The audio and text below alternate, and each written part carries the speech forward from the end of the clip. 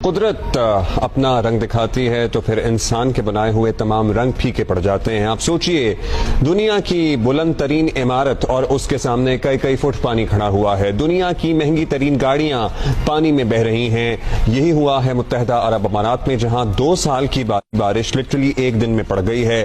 ابھی بھی نکاسی آب نہیں ہو سکا ہے، لوگ پھنسے ہوئے ہیں مختلف علاقوں میں، ایٹ لیسٹ اپنے گھروں تک محدود ہیں اور سکولز بند ہیں، ورک فرام ہوم کیا جا رہا ہے۔ کل جو ہوا وہ سب نے دیکھا، دبئی، شارجہ، ابوظہبی سمیت متحدہ عرب امارات کی ریاستوں میں طوفانی بارش ہوئی ہے۔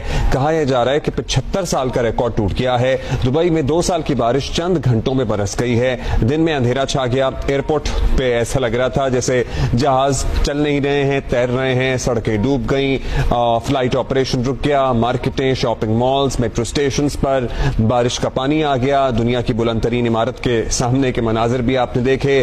بارشوں کا یہ سلسلہ آج شام تک ایکچولی جاری رہنے کا دبئی میں امکان ہے۔ کل رات بھر بھی ہلکی تیز بارش ہوتی رہی ہے۔